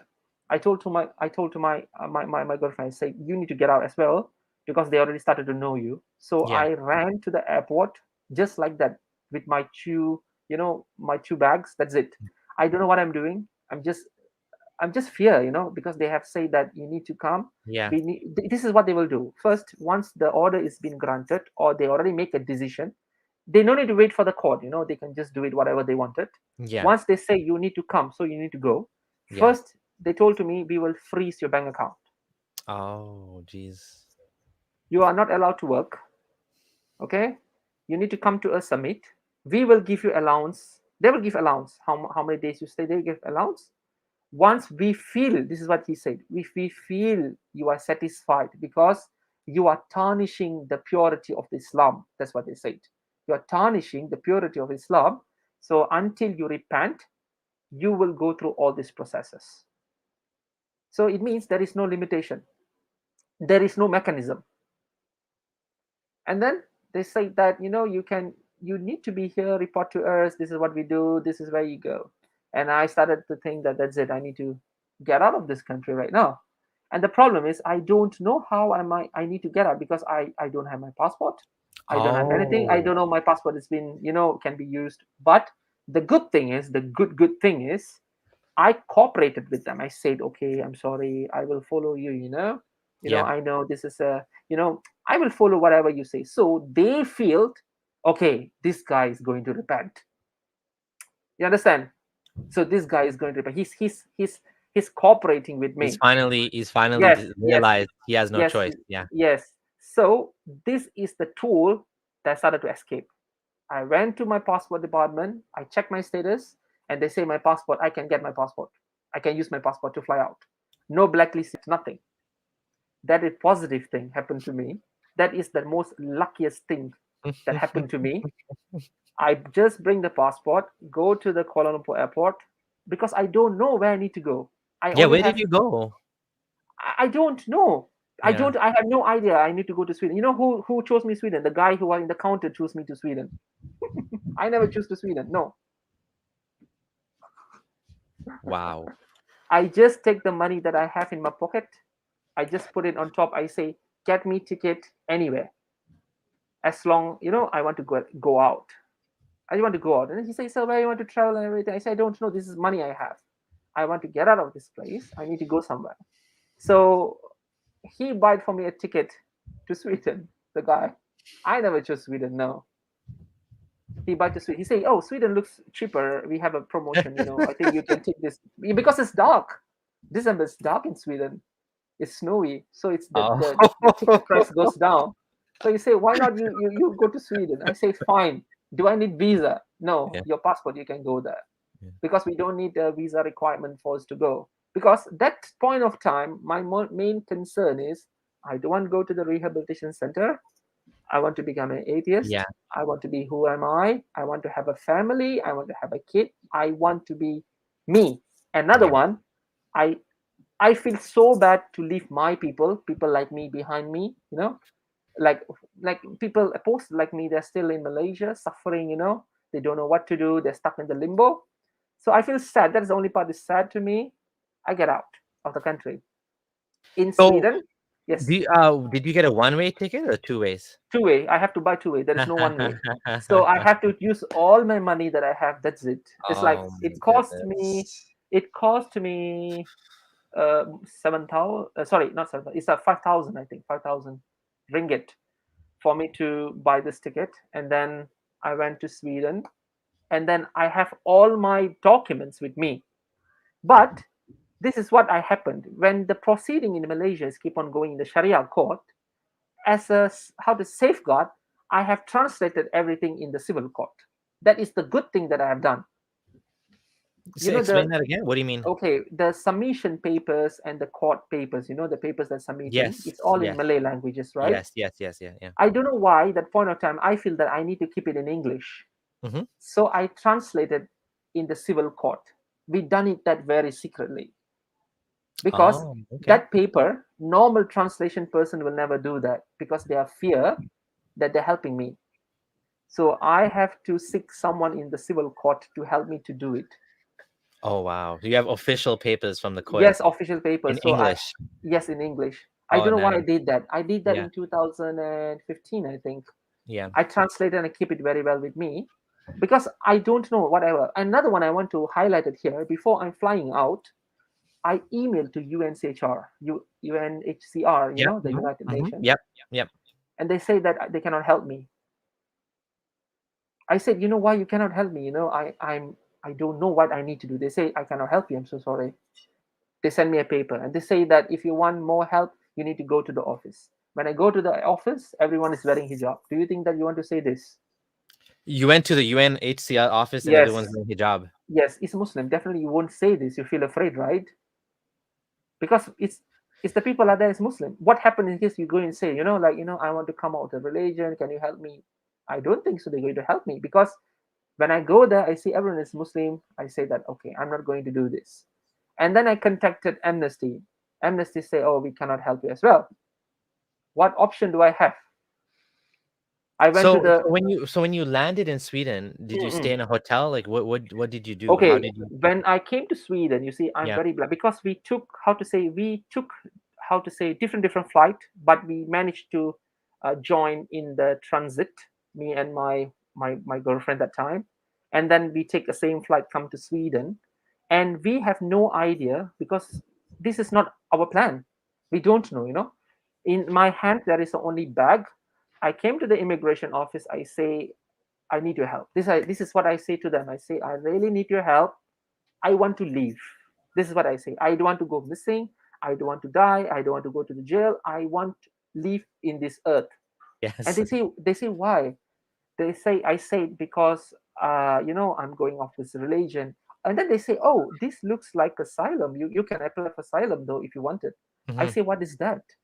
And then they say, don't worry, we'll bring you to the integration center, the police, Oh, in the nice. airport police. Yeah. So I will tell you until now I feel how to say I really thank the Swedish government Yeah. because they helped me in everything. Even like I have a baby right now, Yeah. like child, Yeah. they are the one who are helping me. Although they are giving tough time, I never say no. Like apparently I'm not paying anything for my child. Yeah. That's good. Yeah. Yes. So I seek asylum in the airport itself. Oh, okay. It's about like 3 o'clock mid morning, and then we was brought to the migration office. They have an office, and then they do the background check whether you have been landed in another country, you have any criminal record and everything, and then they admit it inside. So we was staying in the what they call a refugee hotel Mm-hmm. for 2 weeks. You see, for 2 weeks we're living in the refugee hotel. The food, you know how the food looks like. The food is frozen, it's a Oh, very yeah. new food. It's very cold. I don't like the cold that time. We Yeah. don't know what the thing is going on. We have no touch with people. We don't know who these people are. So the immigration department, who are the one who are arranging everything for us, and then suddenly they say that, okay, guy, you need to go to the northern side of Sweden. And then like, oh, that's very far. But we managed to get a job in Stockholm itself after that, because we was working. It's a very good work, and then we So have been granted. your girlfriend managed to join you as well? Yes, Okay. she managed to join it because in the Sharia law, I already said that your Yeah. girlfriend name is da, da, da, da, da. Yeah. We know her. Da, da, da, da, da.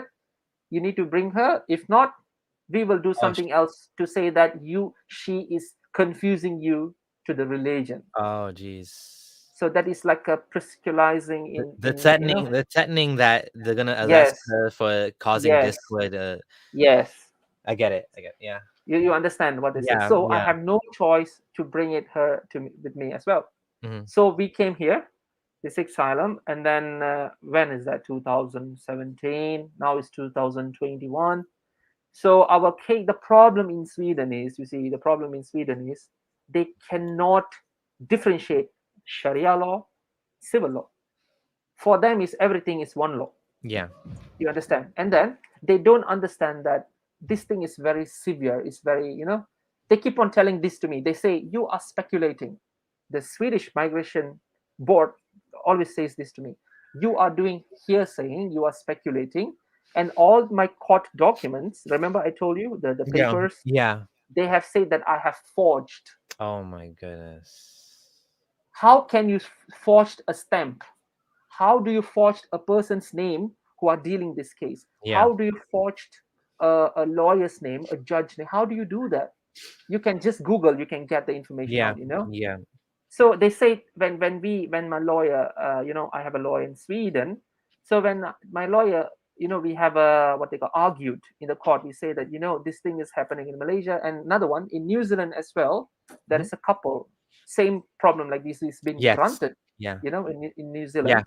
Yes. So we use that as a reference, stating that Yes. this thing Yes. is a real thing. And the funniest part, there is an Australian professor, Amanda Whiting. She's a Hmm. professor that reads and study about Malaysian's law, Yeah. governments, and Sharia. She came with a very detailed statement stating that sending back us to Malaysia will risk our life, and Oh we yes. cannot have a normal family. My child will become an illegitimate example. My wife will cannot get married. We cannot stay together. It's under the kalwat. We can get caught. My children will have to live without the father forever. She have make a very detailed statement. You know what they say? This is not a concern. That's it. This is not our concern. Okay. You know what they say? The Swedish Migration Board said during the interview. They say, why not you just keep quiet, pretend to be Islam, and stay in Malaysia? This is what they say to me. Pretend to be Malaysia, pretend to be Islam, stay in Pretend to be Malaysia, Muslim. Yeah. and be Muslim, and don't say anyone. Just be yourself. Just relax. And I said how that's possible, and they say that this is not asylum. This is not asylum. Is only for a country, a war country involved. How that's defined? A war country involved? That's stupid. That doesn't make any sense. You seek Exactly. asylum because LGBT seek asylum too. People seek asylum because they're not safe for any reason. It doesn't have to be for war. Exactly. I Yeah. told I told her one thing. I say to the case officer, I said, if I can be safe as a family, as what I wanted, come out of the religion officially, I be like, like an atheist, and then I can, my ID is being changed, like what I wanted, I will definitely go. And then they say, this is not our concern. Our concern is you need to go back to this is what they advise me, say, go back to the Malaysian embassy in Stockholm, get a paper, go to the Stockholm mosque, convert to Islam, your girlfriend convert to Islam, get married, go back to Malaysia, she can convert and you can stay. This is the answer we get from the migration board. And another disgusting thing, I'm so sorry, this is the disgusting thing. We have a baby during we are in Sweden, we have a baby. The case officer asked my wife, why do you have a lot of issues of asylum and everything, why do you want to have a baby? Is that necessary for you? Is that a question? Can you see how Yeah, they're this is talking? awful. Yeah. Instead of supporting you, they're actually Exactly. oh my goodness. I mean, I can't imagine the nerve to tell you to Oh, go to the mosque and convert. I mean, yes. like I would like fuck you. It's your choice. Like exactly. nobody should tell you what you need, what religion you should follow. I mean, that's the stupidest thing I ever heard. If I don't want to be Muslim, I don't want to be Muslim. If I don't want to be like, that's your right, your freedom of conscience. That's Exactly. part of the Universal Declaration of Human Rights. Like Mm, we respect people that don't even want to be identifying as a man. They want to mm, identify as a woman. Yet mhm, they're telling you that you need to convert back to the other religion, mm, and mm, that's about as aggressive as you can get. mm. Can you That's, see? that's yeah. I feel this is how I feel. I feel that I'm challenging another Sharia court in this Sweden. Yeah. Seriously, you see, my case right now is being assessed twice. First, in 2018, been assessed, been rejected. They say that Yeah. I provoked Malaysian government. They said I provoked Malaysian government. I'm the one who, make a problem, create a trouble. It's Mm. not the government itself. And then they rejected the case. They say I speculated. And then they say that the second rejection, they say that this is mostly not asylum because, this is under the case of a manifested unfounded because none of the document looks genuine. After that, we have a child, and then the case go back again to the migration board. The migration board says that okay, by just getting a child is not a reason for you to stay. The child will be very safe in Malaysia. They say this word. They say you as a family can stay in Malaysia according to our land report. There This is is no this is problem. the stupidest thing I've ever heard. I mean, you are as real as you can get. Like I'm hearing your story and I can see that like there's no way for you to go back. It's just not Exactly. possible because the situation is very, very bad for you to go back. And like you said, that some people end up committing suicide because Exactly. nobody wants to pretend the entire Samir, life. And why Samir, should we take let Yep, me tell you one thing. This is, yep, I'm not threatening anyone. If, for example, right, if any situation, any human, not me or other person, go to Malaysia, they will prefer to choose to take their life by themselves. That is what they will do. Anyone, yeah, right? yeah, Because yeah, you're putting, for example, you have escaped from the brutality of the Sharia law, and you're going back again. And what you're expecting them to do? You know what they say? This is what they say to me uh, after this incident, because my kid was in the court, in the administration court of Sweden, and this administration court of Sweden does not assess anything. They just follow whatever the migration board says, and they says that you have this is what they say: you have speculated. Malaysia, you can live as a family in Malaysia. There is no such thing that these things happen in Malaysia. Our land report says it's fine. Another problem is because we have a child, she cannot be registered in Malaysia because of she's illegitimate, is born to the Muslim father. yeah. There is only one way of doing it. It means my wife have to get in touch with the registration department stating that she don't have a husband. She do it like a single mother status. Oh, But this single mother status would affect the child's life because oh, she won't have a shoot. father. So wherever you go to school, example, she need to say that I don't have a father in the form. Someone else, you need to say I have no father. Yeah, Imagine what that's will much happen of to a the yeah. exactly. That's Sweden is a country who take care. The law is being created according to the interest of the child, but they yes. are abusing this right now because the people who are sitting inside the migration board, I can say they are not Swedish. Yeah. You, Yes. you know what I'm telling? They'll be Yes. Yeah. wearing Yeah. Yeah. Yeah. Yeah. hijab. They'll be Muslim. I Oh don't know. So goodness. this is a mess, a mass mess. Another thing is they keep on telling me, this is what the migrants say. They keep on telling me, they say, please drop this asylum, take it as a work visa. I can do that. Yes, I have that option. I can cancel the asylum. I can take a job visa. I can do that. What will happen? A case like me, people are outside there in Malaysia. How Yeah. do I need, I feel Yeah. their pain. I can't Yeah. keep quiet, that Yeah. is my people. That Yeah. is my people. So when these They don't people are want being, they don't want a precedent. They yes, don't want you to establish a case that next person comes and that person's going to ask for the same thing because unfortunately you're Mhm. now the second person on this show Mm, to tell me this problem in Sweden.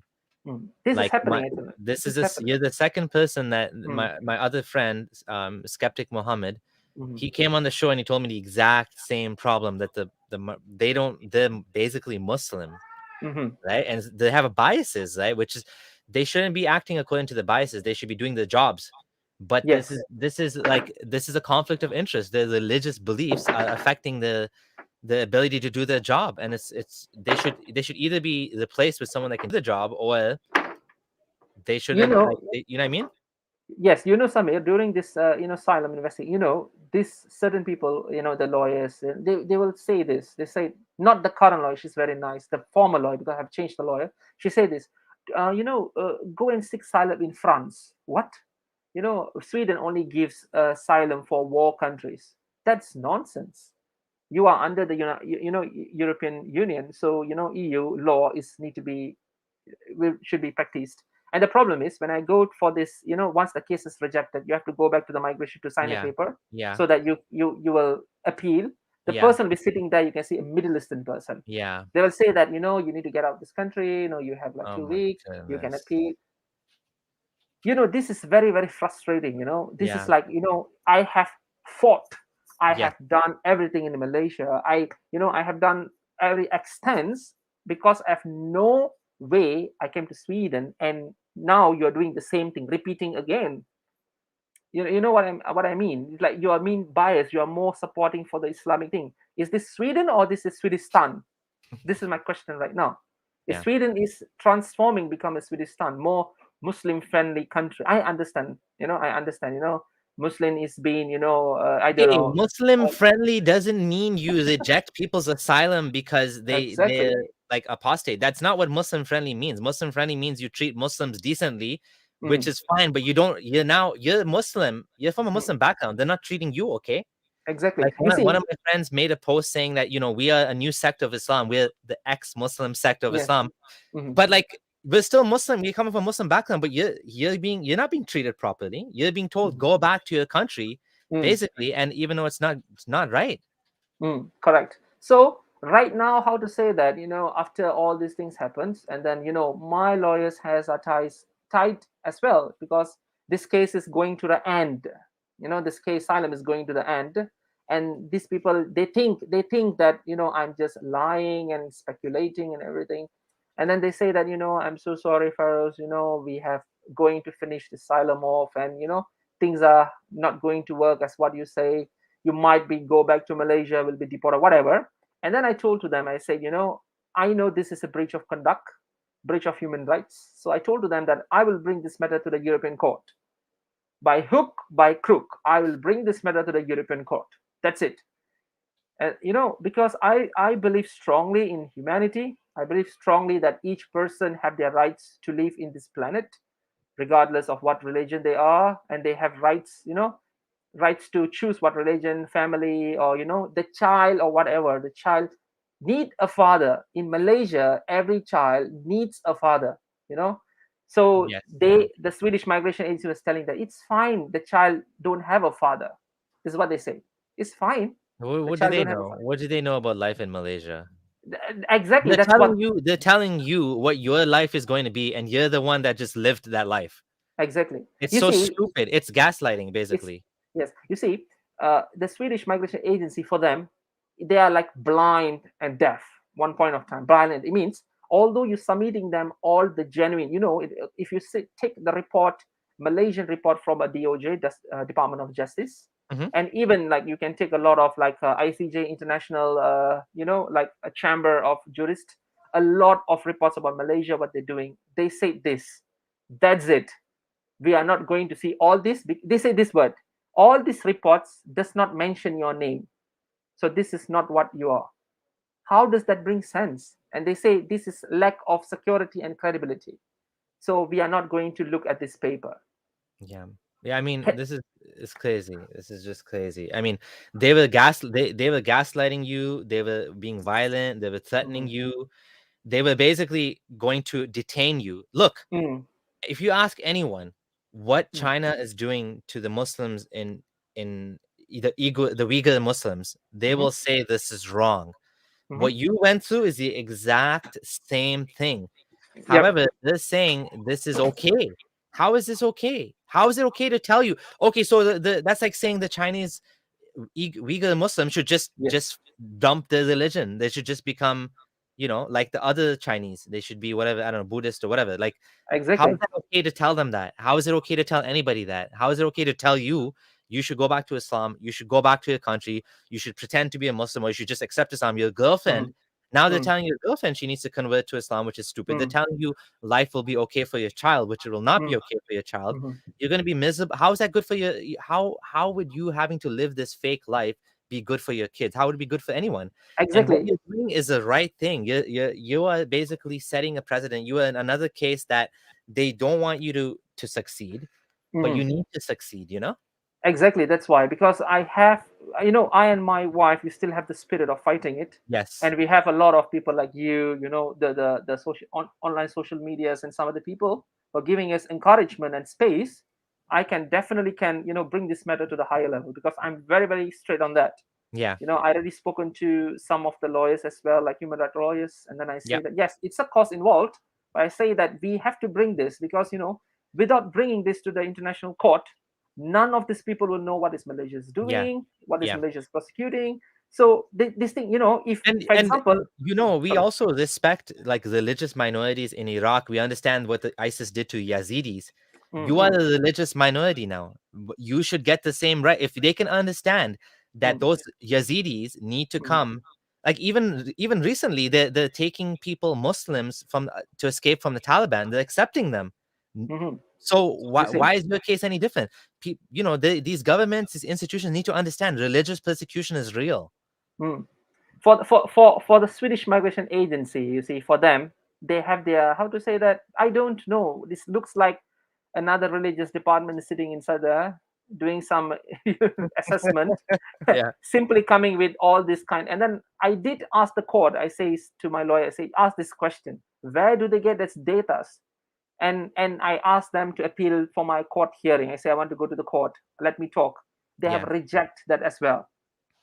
It means they are making decision by themselves. There is Mm. no fair trial. So it means that I will make decision by myself. That's it. One point of time, I will just cancel the asylum, and then that's it. You can get out of this country. Example.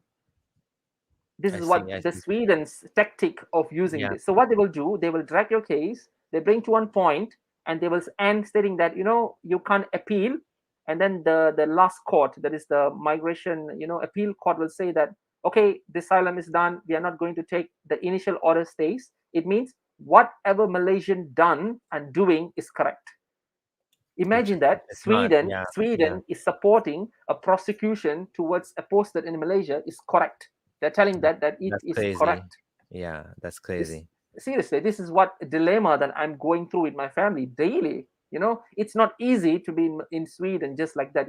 It's not Yeah. easy. Yes, we are being very independent. We are working and everything. Yes, we are, because we how to say that, we are educated, and then Yeah. we You're know not a lot looking of. for a handout. You're not looking for a handout.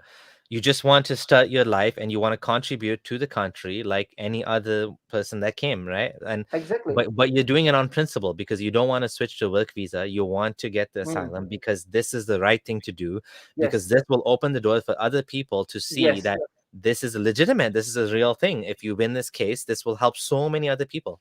Yes, correct. Because Sweden is trying to stop me from doing that. I can see that, Yeah. because once if I succeed this, it will open an opportunity for other people in Malaysia as well. Yeah. We don't know that Malaysia will change. I have no idea that Malaysia will change, but Yeah. it will change individual life that's been prosecuted as well. You understand what I say? So in Yeah. future, if anything happened similar to my situation, so these people can go out and refer to my case that's been existed. That is Yes. what I wanted. Yeah, exactly. Exactly. Yeah, it makes So sense. Yeah, you need to do this. yes, so that's why, like, I'm still waiting for my, what is that, from the reply from the Court of Migration Board. I mean, the last Court of Appeal. I don't know when I'm going to get. So let's see what they're coming, and yeah, we will move forward. And I do email, Ahmad Shahid. Yeah. Ahmad Shahid is the president of the Religious Council, I think. And then I personally text him, and then I show him my papers, and he said that yes, you can start the interim once the case has been rejected. So we will Hmm. start and initiate an investigation on the Oh, host okay. country. Hmm. So I think that's a very good positive. Another question I forgot to mention about Yeah. amnesty. Yeah. Amnesty. If you refer to the amnesty website, Yep. you can't find anything about Malaysia prosecution. No, Oh. regarding religion apostasy, you can't find anything. And then I did personally contacted what they call that Amnesty in Malaysia, Mhm. and then Amnesty in Sweden as well. Yeah. And then they say strictly, they say this to me: first, we cannot help you. Sorry, bye bye. Amnesty, Just like that. just like that. And then at the end, I spoken to a person in Sweden, and then I say, try to put the situation in my place. How Yeah. many people back in Malaysia right now is suffering? Like me, it's fine. I'm out of Malaysia. I can, for example, instances, I can just change to work visa. I can stay. It's fine. But what will happen to this case? It will forever be buried. You need to do something. You need to investigate this thing. You need to bring it to the light. And what's the point of amnesty? And Yeah. at the end of it, and then they said, okay, we will study about that, because we don't have a report. They say they don't have report, so they want to study. And then I contacted Malaysian Commission of Human Rights, called SWACAM. So they are the human rights department of fighting for all these rights, so called. Mhm. Mhm. What they say? They say this: after you are upon, I told them the story, all the stories, the rejection, everything. This is what they suggested me: I will suggest you to stay very far in the forest. I say, why I need to stay in the forest? Because you cannot be with your wife. It's not legal. For example, if you're back in Malaysia, you'll have a child that will put the child in problem. So you will stay in another state, another site. They call a Sabah Sawa. You stay there. If possible, you stay in the forest. What nonsense is this? How do I stay in a forest? So I It's tell to so them, I say, I stupid. say, Yeah. I say that it's very nice for you to coming back with this, and then I say that, can you give some testimony what's happening in Malaysia? And she said, I cannot do that. I say, why? You are Human Rights Commission. They Yeah. say no, because it's a very against the government, so I cannot do that. Mm. Can you see how it works? Yeah. So it means they are trying to cover this matter very well. So the Human Rights Commission, the government, the Sharia, the Sharia law, everything is working very well to cover this matter. So anyone outside there, like in Sweden or in Europe or in Canada itself, people won't know. This is what they wanted to do. Mhm. Even Yeah. like me, if people asking me why you're covering the face, this is the reason. If Yeah. I open this, I can go missing. How many people it's been abducted in Malaysia. It's very risk. So Yeah. that is the reason. So I'm the reason why I text you, and then I say that I need to bring this matter to the light, let people know it, what's happening. Yeah. When it comes to Muslims, when it comes to Muslims, people are very welcoming in Yeah. Sweden. Yeah. How about this? How about this? How about apostasy? How about people? How Yeah. about atheists? How about, for example, a Christian or whatever race, what they say, that whatever religion they are. Religion. Yeah. I Yeah. believe that everyone deserves to practice what they wanted to practice, right? Yep. Mhm. That's what I Yeah, believe. this is a paradox of tolerance when you're too tolerant, and then the tolerance allows people in there that basically take away the tolerance. That's Mm. what's happening, right? I mean, you've allowed a lot of people into the society that Mm. are intolerant, Mm-hmm. and now they're taking their intolerance and they're using that to keep the values, to the regressing the values of the true goals of the society was to be more accepting, and Mm. but this is the opposite. It's going the opposite direction now, which is unfortunate and sad, right? It's very, very sad. Yeah, Stop Scamming Man says opening that door, setting that precedent could be the kick up the ass for the that the Malaysian establishment needs, right? That's the thing. A Christian pastor in Malaysia was kidnapped by a Malaysian Muslim Yes. organization in broad daylight, went missing and still missing Yes. for many years It's, now. Pastor Raymond Koo. Yeah, he's Yeah. been abducted by the government. Yeah, that's crazy. So this your story's been amazing, and I really appreciate you coming here, telling us all of this, and sharing the details. And I do hope that things will improve, that you will actually succeed in your asylum case, and reestablish yourself in this country, despite the fact that you didn't want to come here in the Uh, first place. It wasn't your uh, choice. This was Yes, not this is not my choice. Actually, the yeah, reason is why I want to come here. The asylum is different story. I can, it's different. This is to bring this prosecution, systematic prosecution, to the light.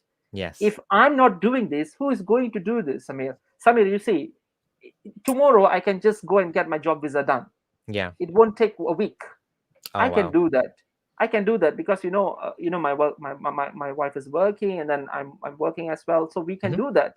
The reason why we are not doing that is I cannot think like other person. I cannot think like a normal person that, okay, I'm Yes. safe, I'm at Sweden, okay, fine, things solved. I cannot be like that. I need to bring this to the light. If I'm a living evidence, man, I'm a living Yeah. evidence to the whole society. It's like, hey, I'm here, man. Look at me. I'm the one evidence. Study me, take it Yeah. what you need, so that what is Malaysia is doing is very, very incorrect. You know what I'm Yes. telling? Yeah. People, a government is trying to, go into people's private life, abducting people, Yeah. everything. That is very, very inhuman. It's a degrading people's human rights, stealing our rights as apostasy in Malaysia. So I think that by doing this, I will attain what I wanted, so that I can help my people out there in my country there, so that they have a solution through me. Absolutely. Absolutely. So we definitely want to get this to as many people as possible. There's actually quite a lot of people watching. Over 200 people are watching right now. Okay. Your story is definitely resonating, I think, with people in Malaysia. A lot of Malaysians always come to the channel, and Indonesians and people from Mhm. Singapore, because I think they resonate with what you're saying. They've experienced this. A lot of them are not able to talk about this, and then hiding. Yes. Your situation is unique in that you actually challenged the system. You actually Yes. went across and you're like, I want to do this legally. Mhm. There are many people like that, trailblazers in society, that they don't take the quiet path, but they're like, no, I'm going to do what's right. Mhm. For example, Martin Luther King, and Yeah. even Malcolm X, Yep. Rosa Parks. She's like, I'm not going to the back of the bus. They're like, you're Mhm. black, go to the back of the bus. She's like, no, I'm not Yep. going to the back of the bus. And this changes society, right? I mean, it comes with a cost, a heavy cost. And we salute you for that, and we appreciate this. I will definitely share your story with some of my fellow YouTubers and see if we can get you on some other channels as well to get even Sure. more Yep. awareness, because this is such a crisis in Sweden right now, and this is such an Mhm. important issue. And what you're doing is so important that we need to get this story out to as many people as possible. So please do share this video, guys. If you're new here, do subscribe as well. Any final words you want to share? Because we've had you almost for 2 hours now, and I told you we're going to be like an hour and a half.